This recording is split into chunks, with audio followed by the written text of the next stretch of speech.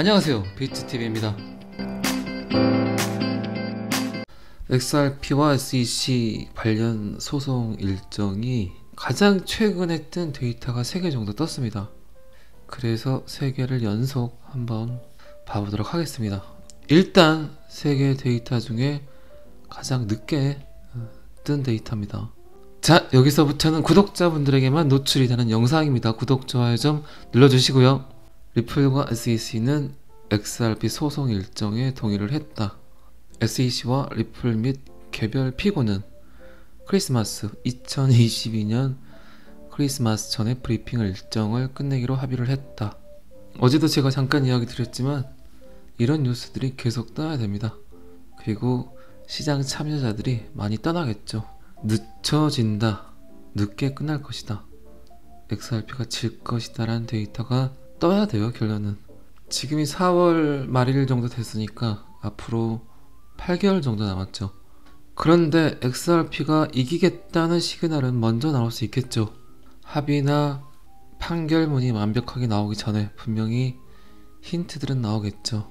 그래서 아마 연말까지는 갈 수 있지만 그 전에 충분히 가격 상승은 올 거라고 믿습니다. 문서에 따르면 피고와 원고는 2022년 8월 약식 판결 및 전문가 이의 제기를 위한 게시 브리핑을 제안하고 종결 브리핑은 연말까지 열릴 예정이다. 예상보다 너무 나쁘다. 모든 최종 브리핑은 2022년 12월 20일에 마감된다. 그때도 합의가 없으면 2023년 3월 말에 결정을 내리는 것이 가장 좋다. 변호사인 존 디튼이 이야기를 했다. 그런데 SEC와 리플과의 소송은 여러분들 잘 아시겠지만 그 둘만의 싸움이 아니잖아요. 그 둘만의 전쟁이 아닙니다. 전체 암호화폐 시장에 있는 그 수많은 알트코인과 그리고 비트코인, 이더리움 대 SEC의 싸움으로 정의가 되고 있는데, 이렇게 시간이 지체가 된다면 암호화폐 시장 전체도 그냥 물 흐르듯 그렇게 흘러갈 수도 있겠죠. 이 데이터로 보면 어쨌든 앞으로 1년이라는 시간이 더 지체될 수 있겠죠. 그런데 제 생각은 그래요. 바이든 행정명령도 있고 암호화폐 규제를 해야 되는 SEC 입장도 있고, 그런데 전 세계 주요 각국에서 미국의 움직임을 눈치를 보고 있죠. 결국 그들이 결정을 해야만 전 세계적 룰이 나오고 법칙이 나오고 또 거기에 따르는 규제가 나올 건데, SEC와 리플과의 소송이 빨리 진전이 되지 않으면 점점 규제의 틀도 굉장히 지루해진다는 얘기입니다. 지금 전 세계가 올바른 규정, 합당한 합리적인 규정을 원하는데 SEC가, 미 정부가 이거를 연말까지 끌고 갈까요? 제가 예전 영상에서도 그런 이야기를 드린 적이 있어요. 분명히 대상승을 하기 전 단계에 개미들을, 시장을 현혹하고 헷갈리게 하고 괴롭히는 이슈들이 분명히 생길 거다. 결국 그거를 현명하게 버티고 잘 견뎌야 된다. 자, 이런 얘기를 한 적이 있습니다. 4월 23일 날 나온 이 데이터는 저는 어쩌면 그 중에 하나가 되지 않을까라는 생각을 합니다. 아까도 말씀드렸지만 이런 데이터들이 자꾸 흘러나와야 돼요. 그리고 리플이 분리하겠다라는 이야기도 나와야 되고, 결국 이런 것들을, 이런 뉴스들을 버티는 사람들이 좋은 꼴 보지 않을까요? 어쨌든 선택은 여러분들이 하시는 겁니다. SEC의 정식적인 규제가 나오려면 분명히 XRP 리플과의 소송이 정리가 되어야 되는데, XRP와 소송이 정리가 되지 않은 상태에서 바이든 정부에서 나오는 암호화폐에 대한 행정명령들이 실효성이 있을까요? 효과가 있을까요? 사람들이 신뢰를 할까요? 절대 그러지 않을 겁니다. 그렇기 때문에 제가 생각하기에는 가까운 시일 안에 아주 긍정적인 시그널이 나올 거예요. 어쨌든 존 디튼 변호사가 말한 것과 같이 저희들 입장에서는 이 사람의 말을 100% 믿을 수밖에 없고 의지할 수밖에 없으니까 내년 3월, 4월까지 더 기다려야 된다는 팩트죠. 자, 그러면 요 데이터가 나온 다음 데이터를 한번 잠깐 봐보도록 하겠습니다. 리플의 법률 고문이 SEC를 XRP 소송에서 러그풀로 비난을 합니다. 러그풀은 카펫 위에 사람들을 쓰게 하고 카펫을 이렇게 양쪽에서 잡아당기면서 사람들을 굉장히 서있기 힘들게 어지럽게 만드는 그런 행위를 러그풀이라고 하는데, 지금 SEC의 행태가 거의 대중들을 그냥 가지고 논다라고 표현을 한 것 같아요. 그리고 이분은 이렇게 이야기를 합니다. XRP 홀더분들에게 XRP에 관한 관심, 그리고 인내에 대한 감사, 그리고 XRP 소송이 SEC에 의해 본질적으로 희생된 미국 시민, 이건 뭐 미국 시민뿐입니까? 제 영상을 보시는 수많은 XRP 홀더분들, 제 구독자분들, 그들에게 입힌 상처에 대한 슬픔을 표현하기 위해 이 데이터를 쓴다고 그런 이야기를 했습니다. 그리고 그는 SEC 의장인 게리 겐슬러에 대한 비판과 블록체인 암호화폐 인재들과 기술들이 해외로 이동하고 있다는 경고를 포함했습니다. 미국에서는 블록체인 암호화폐를 연구하기 싫다, 너무 불안하다, 안전하지 않다, 차라리 편한 데로 가자, 사업하기 편한 곳으로 가서 우리들의 사업을 펼치자. 그렇게 되면 개발자도 마찬가지고 블록체인 암호화폐 회사들도 마찬가지죠. 어쨌든 최종 결론은 2023년에 끝날 것 같다. 하루하루가 지날수록 SEC의 러그풀, 양탄자 당김의 희생자였던 XRP 홀더 미국 시민들에게 상처를 주고 있다. XRP 시가총액 150달러는 소송이 제기된 날 파괴되어 SEC가 보호해야 한다고 주장하는 바로 소비자 보호, 그들이 항상 이야기를 합니다. 그 사람들에게 오히려 피해를 주고 있다. 2020년 12월 SEC가 소송을 제기를 했을 때 미국에서 XRP 거래를 중단하라는 법원의 명령은 없었다. 그런데 거래소들이 알아서 상표를 시켰다. 쫄았기 때문이죠. 집행에 의한 규제의 대표적인 예이다. 게리 겐슬러 의장은 항상 그래왔다.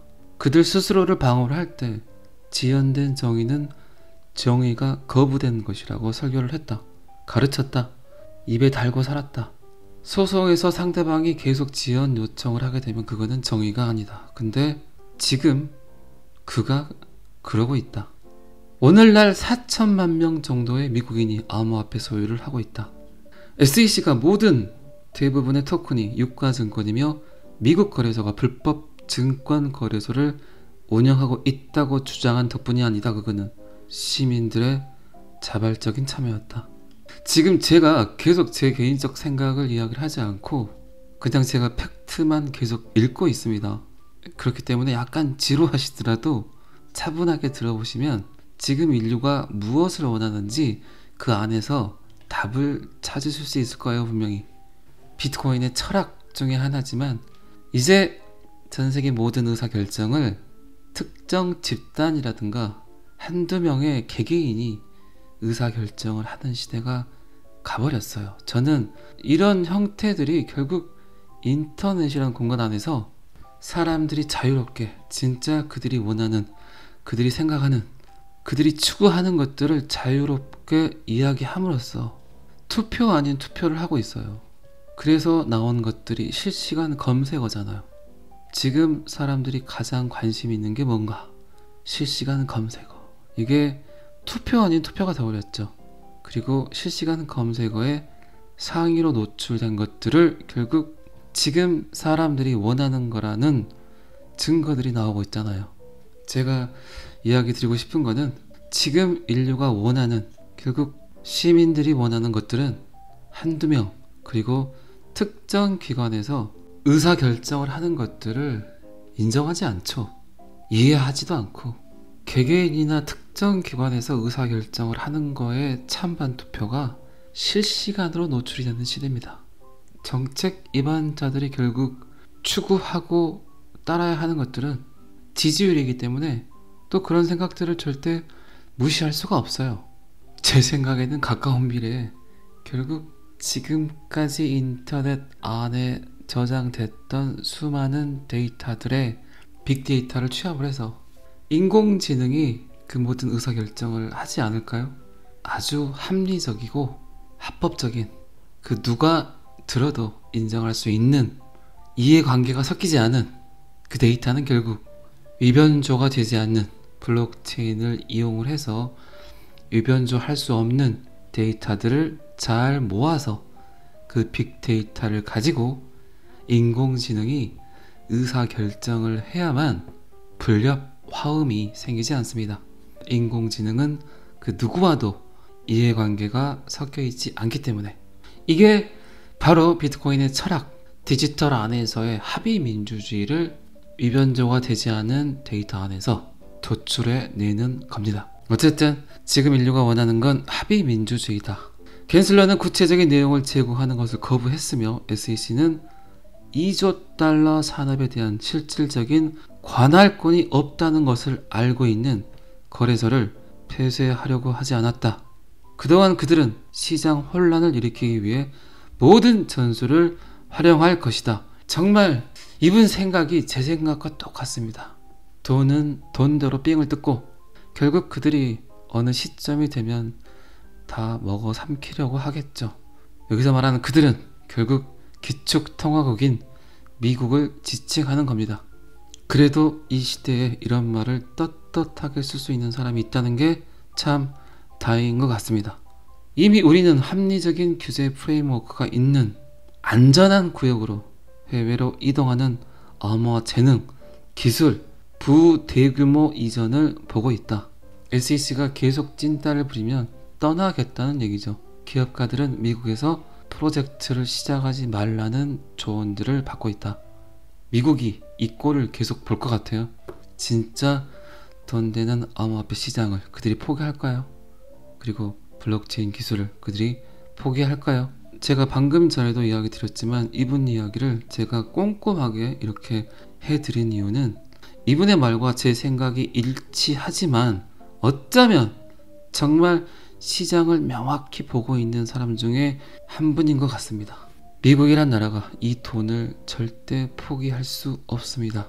어쩌면 지금 우리들은 암호화폐에 투자하고 있는 많은 투자자분들은 SEC에 의해서 디스코 팡팡을 타고 있다고 해야 될까요?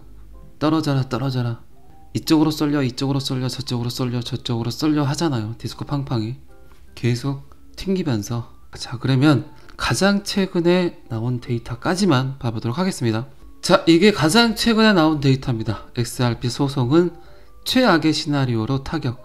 왜 소송을 제기하고 재판을 연기합니까?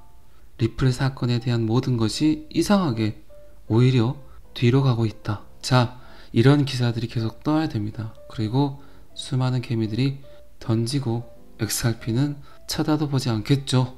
그래야만이 XRP가 상승을 하게 됩니다. 그리고 제가 정확히 이야기 드리지만 어차피 리플이 아닌 그 어떤 코인도 비트코인이 떨어지면 그 코인도 떨어지고 비트코인이 상승하면 그 코인도 일정 비율에 맞게 오토봇들에 의해서 상승을 하게 됩니다.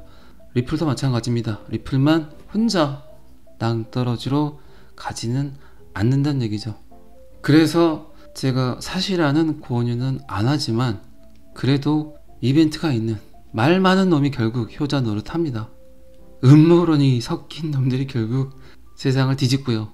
그냥 맹탕맹탕한 코인 타지 마시고 이왕이면 말 많은 놈, 효자 할 것 같은 놈, 암호화폐 투자하셨으면 쇼부는 봐야 될 거 아닙니까? 그 쇼부를 볼 수 있는 코인이 지금은 XRP 리플이란 이야기입니다. 이렇게 안 좋은 데이터들이 떠야만 결국 개미들도 떨어지고 개미들이 빠져야지 결국 상승 시그널이 옵니다. 이분도 역시 리플 사건이 2023년까지 진행될 것 같다고 이야기를 합니다. 제레미 혹은 XRP 변호사, 최악의 시나리오 결론을 내렸다. 그렇게 주구장창 인양반도 빨리 끝날 것 같다, 이길 것 같다, 지금까지 그렇게들 이야기를 해놓고 어쩔 수 없이 인양반도 최악의 사태로 접어들었다는 이야기를 합니다. 다시 한번 말씀드리지만 시장의 데이터를 한 번은 꼭 필터링을 해서 잘 들으셔야 됩니다. 제 영상의 장점이자 단점일 수 있지만 저의 개인적 생각들이 굉장히 많이 묻어나죠. 근데 그런 이야기들이 결국 여러분들에게 필요한 데이터들 아닐까요? 그 누가 찾아서 보더라도 똑같은 데이터가 나오는데 제가 뉴스를 읽기만 한다면 뭐하러 영상을 찍겠습니까? 리플 사지 마세요. 그리고 지금은 리플 살 때 아닙니다. 제가 리플 600원대 올 때 그때는 사시라고 했어요. 그리고 분명히 지금은 최악의 사태까지도 봐야 되기 때문에 그냥 관망하세요. 관망. 리플 사지 마시고 제가 때가 되면 또 이야기합니다. 그리고 지금 갑자기 떡상이 되더라도 그거에 대한 미련은 버리세요. 일요일입니다. 이것저것 고민하지 마시고 그냥 두시면 오르니까, 시간이 문제지 그냥 두시면 오르니까 기다리세요. 기다리시고 주말 맛있는 것도 많이 드시고 놀러도 가시고, 코로나는 끝물이니까 더 조심하시고, 항상 저는 여러분들의 성공 투자를 기원합니다. 오늘은 여기까지 하겠습니다. 구독과 좋아요는 항상 저를 힘나게 합니다. 감사합니다. 비트TV였습니다.